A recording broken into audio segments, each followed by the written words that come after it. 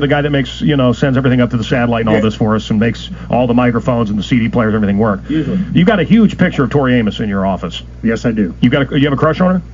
I wouldn't say a crush, but it's much more deeper than that.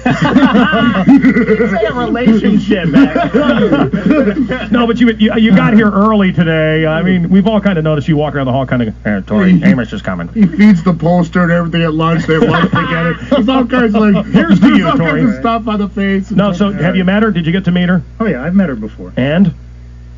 Wonderful lady. Yeah. Very professional, nice to work signed, you might notice. Okay, I didn't notice that. What, Brian, you're a huge Tori Amos fan as well. Well, Tori Amos is one of the most gifted singer-songwriters in music today. Her fans are probably the most dedicated fans. Yep. You can name any, freaks, metal fans and stuff. Sometimes they will live or die by what their artists say or do. But Tori fans are the same exact way and then some. They identify with this What did we so do much. recently that just blew me away with the amount of response? What did we do? We put Tori Amos concert tickets on sale? Well, not only that, but we had Tori Amos do a live recording session for us this past weekend, and the response was unbelievable. And in fact, the session was unbelievable. Tori is right here through the glass. Hi, Tori. Welcome to the program. Hi, Manco. How are you? Hi. Everybody says Tori is very quiet and is going to contrast with you in an unbelievable way because I'm loud and obnoxious. Turn her mic up and yours down. Yeah, obviously. Tori, our engineer Vic, does he frighten you? No, he's really sweet. Okay, he's a fanatical individual. He should interview you for MTV for that fanatical show. He's been. No, I'm married. Tori is happily married. No, because Vic is single, and boy, that would just make his life. He needs something to make his life. Anyway, To Venus and Back is the new CD. Tori Amos, it's a 2 CD set? Yes. It comes out Tuesday, September 21st. It's her 5th album, of course. And Tori, would you say it's your best? Well, that's like choosing children. I don't think you can do that. One is a live CD and the other is new stuff. So, it's played by the same musicians. The live is by the guys I toured with last year. Mm-hmm. And the studio, I hauled them off the bus. I'd been with them for 9 months. And that's the first thing we did together in the studio. How's it different from your other stuff?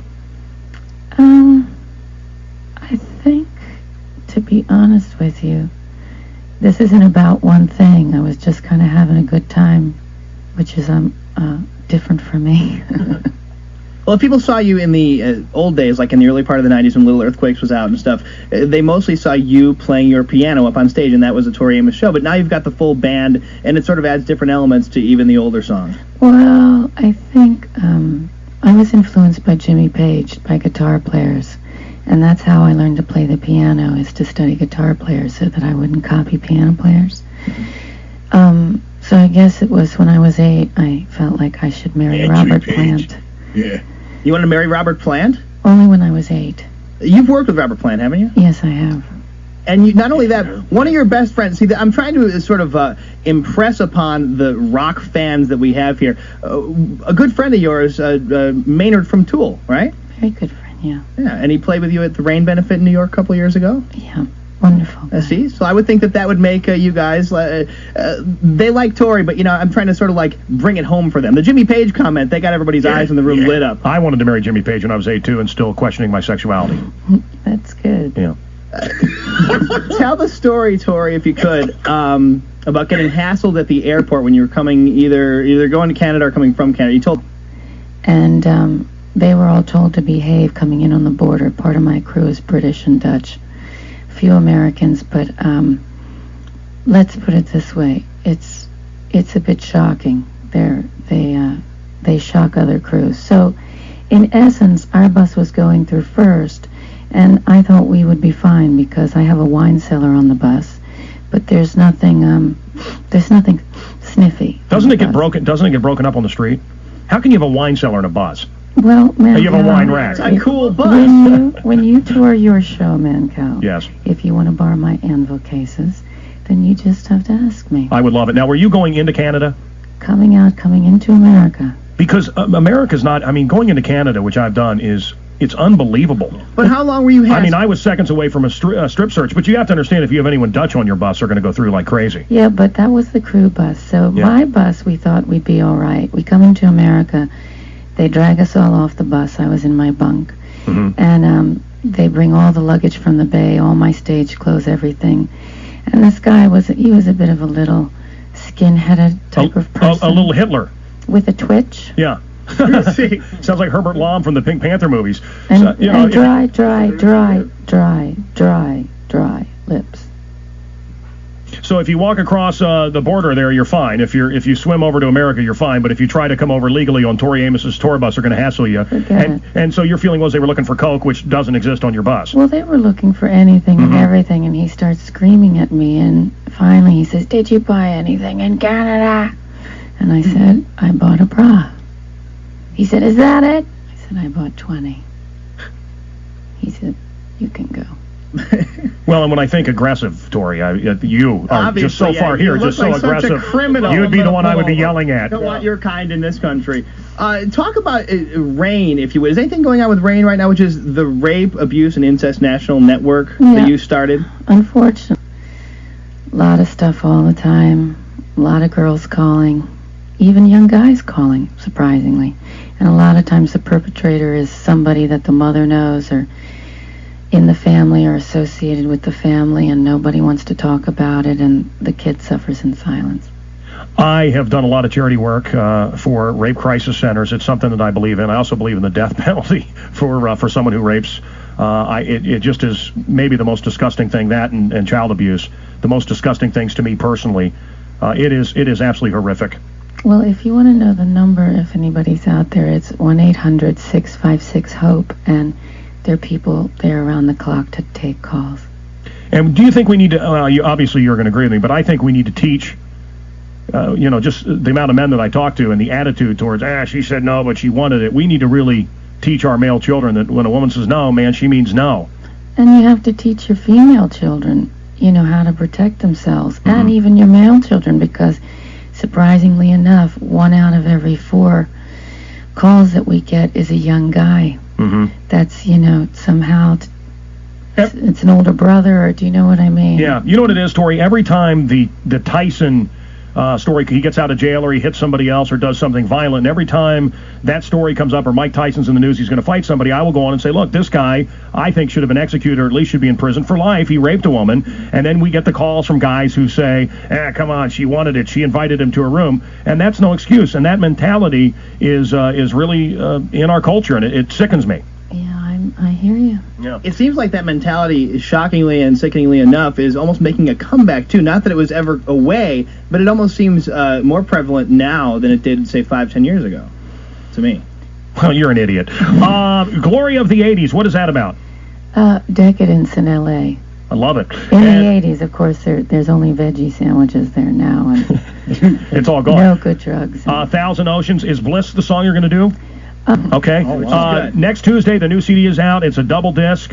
Tori Amos is our guest here on the Man Cow Show. To Venus and Back is the name of the new CD. Touring around the country. Yeah. Sorry, hon, you can ask me something? No, I was going to say, what song are you going to do? Well, this is on, actually, the live album, and it never made any of the albums. It was a B-side, but it's one of my favorites, and it's called Purple People. Tori Amos. Beautiful.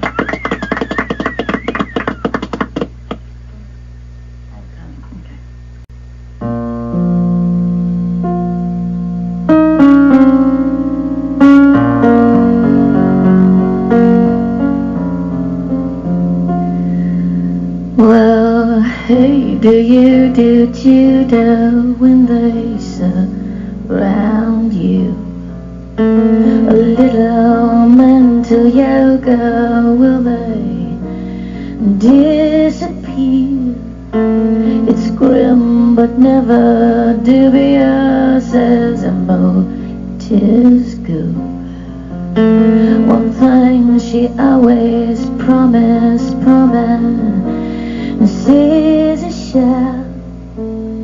Thunder wishes it could be the snow. Wishes it could be as loved as she can be. These gifts are here for her, for you, for me. Maybe this other thing and never know if I'm marooned or I have a purple people go, the lily white mattress side from a she's worth. It doesn't leave thunder wishes it could be this now. Wishes it could be as loved as she can be. These gifts are here for you, for me. Don't allow the nurses make it clear. Just when you escape, you have yourself to fear. Restaurant that never has to close. Breakfast every hour, it could save the world. So hey, do you in your finery? An angel's face is tricky to wear constantly. Thunder wishes it could be snow. Wishes it could be as loved as she can be. These gifts are here for you, for me.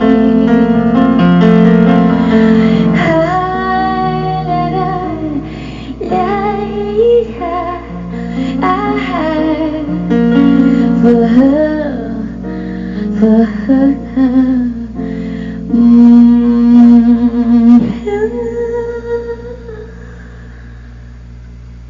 Beautiful. And pick it up. Right. This is the Van Cal Show. Yeah. I just got a question. On one of your album covers... Wait. Maybe she needs to take a breath or get a drink of water. Okay, you need some water or breath? I had someone, okay. Thanks. You need a breath? Okay, we got it. On one of your album covers, you're like breastfeeding a pig. Yeah. And what's up with that? For Palin. That was, I mean, how'd that, like, album cover come about him in your silver shotgun and a big one? It's kind of strange. my father's a minister, and that was basically my Christmas card to all those wonderful Christians, and it's depicting the Madonna and Child. Suddenly, I don't know what to say. I took a turn for I don't know what to say. Merry Christmas. Okay. So, like, you and that pig still friends? Or? I'm friends with many pigs. Yeah, I've got one standing across from me, Tori. Tori, I read something, and I don't know if this is true or not. The pig was like on top. You grew up after being born in the Carolinas. You grew up in Baltimore for a while, or around Baltimore. Did you and your brother really write a song for the Baltimore Orioles when you were a teenager? It always comes back, doesn't it, to that.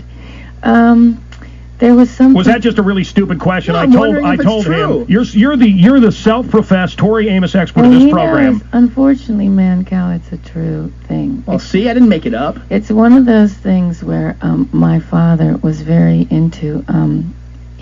My dad wanted to be James Dean, but then he decided he wanted to be Billy Graham. But he was a sports fan during all of this, and so he got me to do something for sports. And that was my Baltimore. Are you obviously you're raised in the church. Are you not a big fan of church?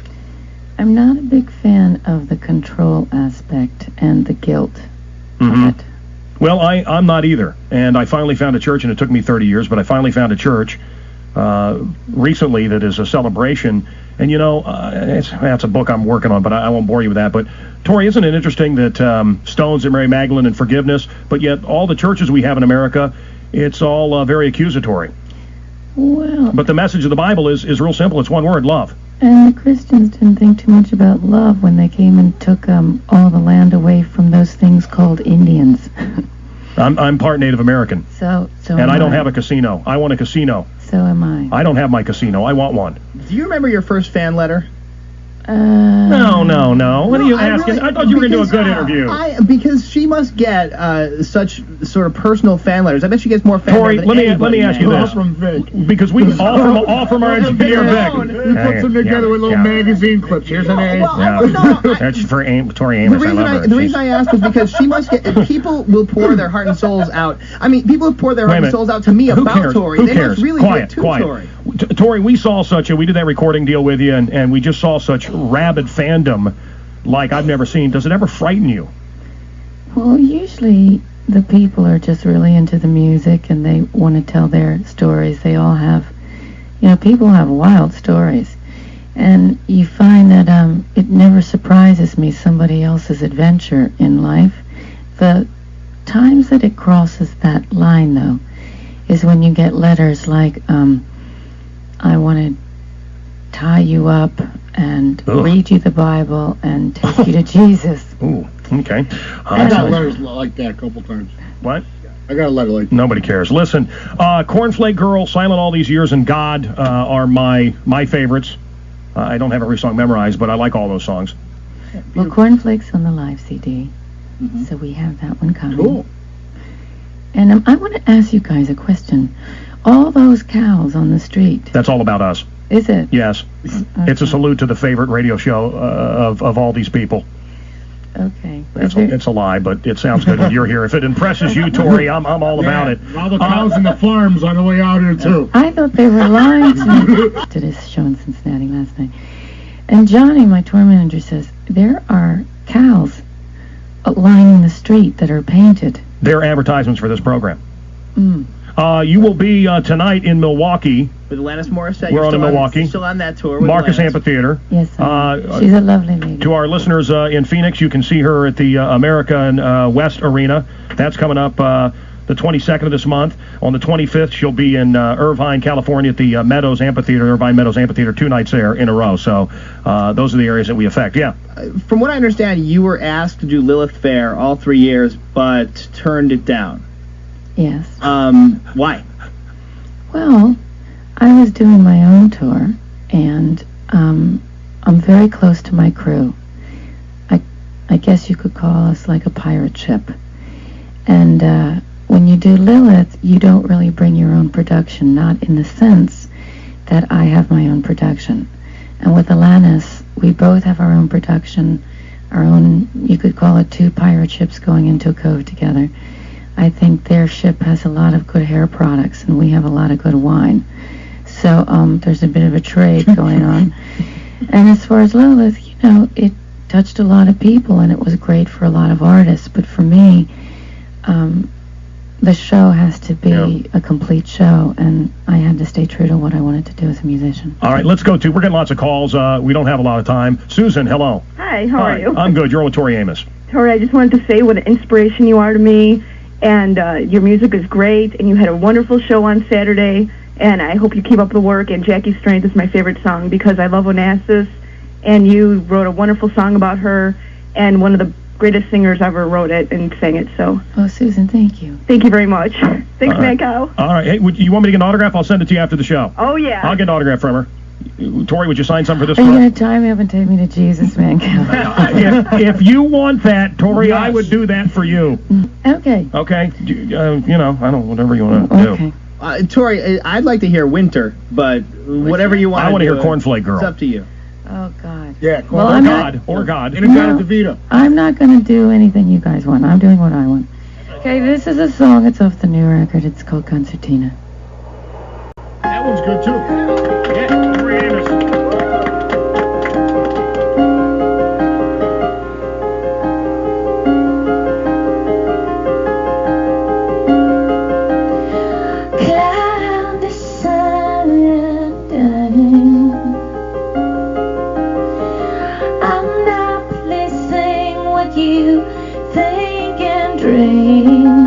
Run into your thought from across the ribbon.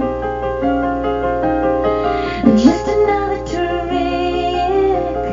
Can't I wait it is? I got a fever above my waist. You got a squeeze back, son, you me. I know the truth is in between. The First and the 40th drag.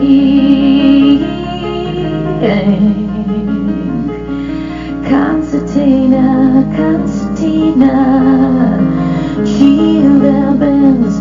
This I swear, you're the fiercest. Call my baby, Concertina, Concertina, try infrared. This I swear, you're the fiercest. Call, I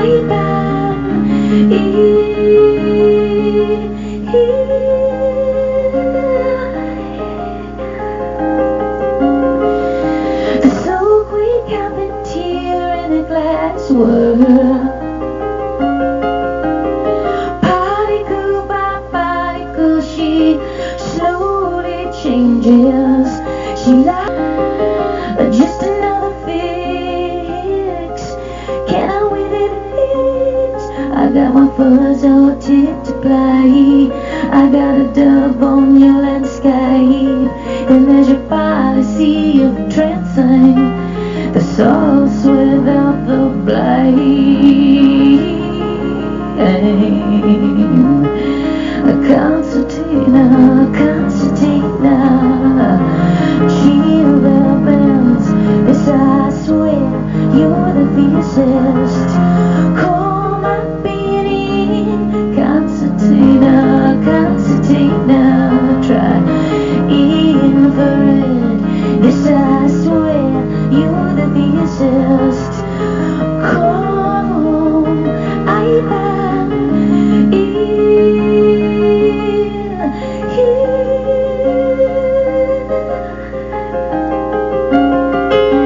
too far, too far, too far.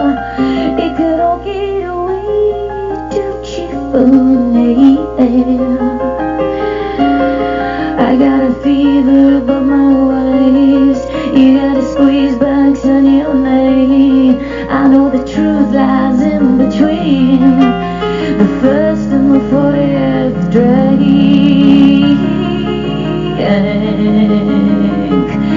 Concertina, Concertina, shield our bells.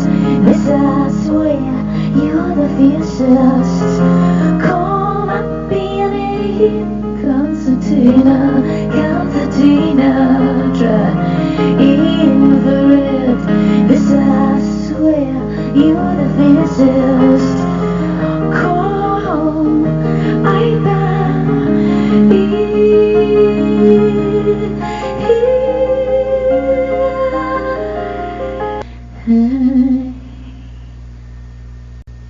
Awesome. All right. Yeah. That's from the new album, To Venus and Back, Tori Amos. It'll be out Tuesday. Okay. I can't wait. A lot of people can't wait. Thanks, guys. One Tori, disc is live, thank you very much. Mike, hello.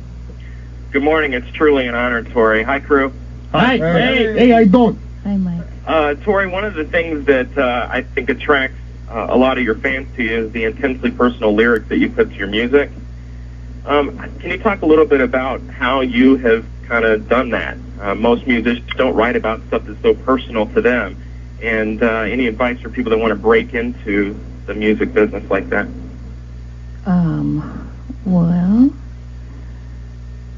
Well, I'm stumped. Yeah, okay. well, my advice is call Mr. Rick Sudikoff, who breaks all the hot acts, and I'll give you his I'll give you his home number off the air. Wait, I want to try. Wait, I want to try. Okay. Okay, so, well, I don't think you should ever name names or places. That's the way to start, so that certain people around you don't really take offense, because I try and not divulge the people around me too much. Although my father looked at me over Thanksgiving one time and said, "I'm really hurt." And I said, why are you hurt? And he said, "Because of this song you've written about me." I said, "What are you talking about? Everything I write is about you." And he said, "The one called Father Lucifer." I said, "Dad, that's not about you. I was taking ayahuasca on a journey with a shaman doing serious drugs. And I truly had a journey." And Now let's talk about the serious drugs. Okay. And I saw the Prince of Darkness myself. And he looked at me and he said, "Oh, praise Jesus." So sometimes I don't